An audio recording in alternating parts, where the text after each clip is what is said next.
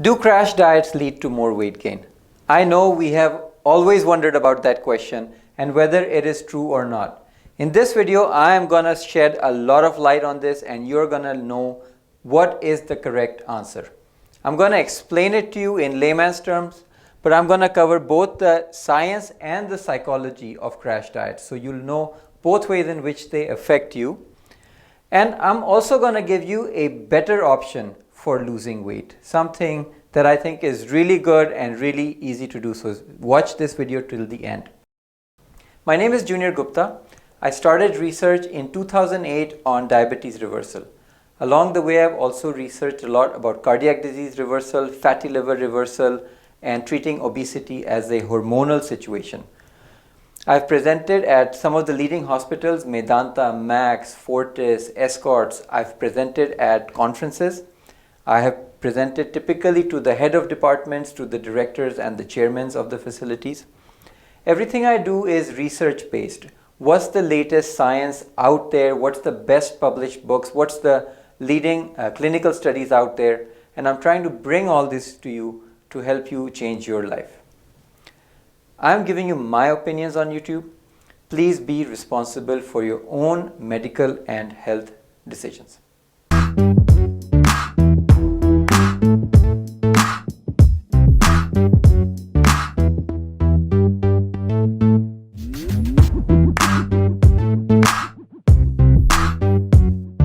Let's begin by defining what is a crash diet. A crash diet is any of the diets which you do which are rather extreme. So a common one is the cayenne and lemon water diet, where you every day have lemon squeezed in water with cayenne pepper, and that's pretty much all you have all day for 10 days. There's also the soup diet, the Hollywood diet, even the juice diet. They're all having something in common, which is eating very, very low calories. A lot of them are short term, 2 to 8 weeks, though some of them are longer. And all of them promise or deliver rapid weight loss, especially in the first 2 weeks, where you will see a lot of your water retention go down. These are some of the hallmarks of a crash diet. And they're fairly common. Most frequently that I have seen it, it's been before weddings, that somebody wants to look good for their wedding day and they are going to crash diet to look the best they ever had. Otherwise, any other big events, anniversaries are also often associated with crash diets, or post New Year's. And why not? You know, we're always looking for something new, something that might work, something that might be the silver bullet. And crash diets are very appealing in that aspect to all of us. So let me come to the main question of this video. Do you gain more weight with a crash diet? Yes. Clearly, I'm going to tell you my theory is yes, and I'm going to explain why. So I'm going to start by referencing a very famous American study called the Minnesota Starvation Experiment. This was conducted by Dr. Ancel Keys. He is the father of the low-fat diet. If you heard of the low-fat diet that became popular in the US and then the world over from the 80s and early 90s onwards, this was largely in part to Dr. Ancel Keys and his 7-country study. So he has had oversized impact on the world of nutrition and what we eat today. And this was a study done by Dr. Ancel Keys. Now, what did they learn? And that's my first reason for why crash diets fail. What happened with these people as they put him in starvation? The first thing that happened is that they started losing weight. But within a week or 2 weeks, the weight loss rate changed. The weight loss was not a straight line, because what they observed is that the body's metabolic rate dropped. The resting metabolic rate, or technically what we call the BMR, the BMR reduced. So the body is smart. Your body is not stupid. Your body is extremely smart. And when it has less food, it reduces the resting metabolic rate. So these people in the study, they didn't lose the weight that they would, and neither would anybody else, because our body adjusts. Our body slows down the metabolism. Now, what happens when you go back to eating normal food? Well, the same thing's going to happen to you as what happened to these participants. In the final 3 months of the study, they were put back on their normal diet. What happened? Not only did they gain the weight back that they had lost, they actually increased. They gained more weight than where they started, because the same calories that they were eating were now too much. Their resting metabolic rate had dropped. The second reason that crash diets fail is the loss of muscle mass.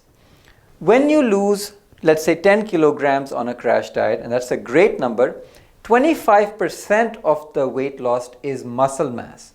So if you lose 10 kilograms, 25% or about 2.5 kilos lost will be your muscle. Now when you go back to a normal diet, and let's say you eventually put back 10 kilos, the 10 kilos you put back is going to be pure fat. It's not going to be muscle and fat, it's going to be pure fat. Now you go back on a crash diet. New Year's came, you went back on a crash diet, and you lose 10 kilos again. Again, you're going to lose 2.5 kilos of muscle mass. I wish I could say that you would lose just pure fat, but you're going to lose 25% as muscle mass when you starve of calories. Now you gain back 10 kilos again. What happens when you gain this weight back? You are now more fat and less muscle. Whereas you would have been 25% muscle, now you're only 20% muscle. And over time, this makes you more susceptible to gain weight and really damages you long term. The third reason crash diets fail is that they are not sustainable.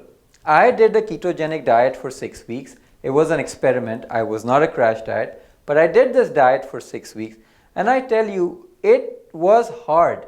I couldn't eat pizza with my kids. And I have a joke. Any diet on which you cannot eat pizza is not sustainable. So whatever you do, you've got to look at something which is practical and realistic for the long term. When you're on a crash diet, it is a short-term diet. Most of them shouldn't even be done for a long time, like the lemon and cayenne diet, because they're nutritionally poor. Long term, they can lead to hair loss, gallstones, irregular heart rate. And what studies say is only 5% of people who lose weight on a crash diet keep it off. And I wouldn't want those bets for anything. I would advise you. A 95% failure rate, I wouldn't take it. I wouldn't touch it with a 10-foot pole. What is the root cause for crash diets failing?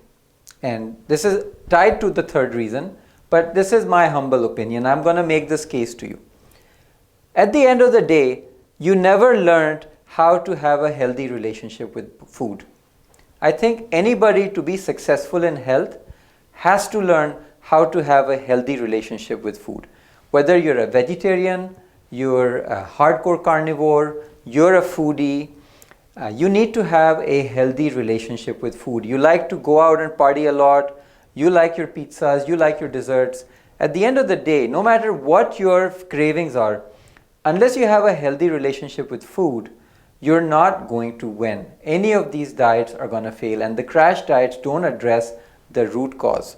Besides making your body composition bad, besides lowering your metabolic rate, they don't address the cause that really needs to be addressed.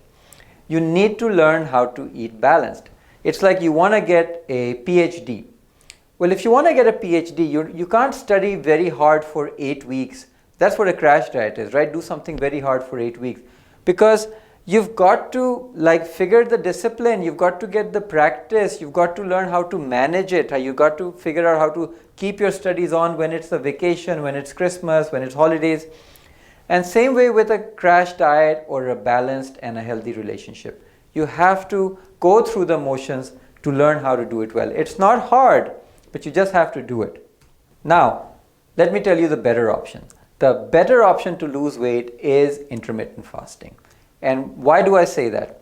Intermittent fasting has tons of benefits. Unlike crash diets, which are harmful and have negative things, intermittent fasting is full of beneficial effects on your body. I'll name a few. One, it cleans your cellular health.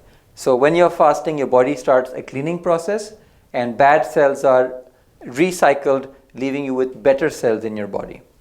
Intermittent fasting is also really good for your liver health. It's very good for defattening your liver in case you are getting a fatty liver, which 1 in 3 adults are supposed to have. Intermittent fasting also really good when you're traveling, because you can basically travel with it wherever you go. And when I travel and I meet friends, I tend to eat a little bit more in the evenings or at brunches. So fasting is a great way when I travel to stay neutral with my weight. And finally, there's a lot of talk that intermittent fasting is one of the best things you can do to increase your lifespan. There's a lot of new science going on around increasing human longevity beyond 200. What's the number one thing that they tell you to do is eat in a time-controlled manner. So fasting is something I will recommend hands down for you. If you want to start fasting, here's this video of mine on how to start fasting. I hope that helps you. If you want to learn more about improving your health, please contact me in the links below in this description. My goal is to change this epidemic of obesity and diabetes. I hate diabetes, and I hope that in this video I have fulfilled my mission of helping fight this epidemic. Thank you.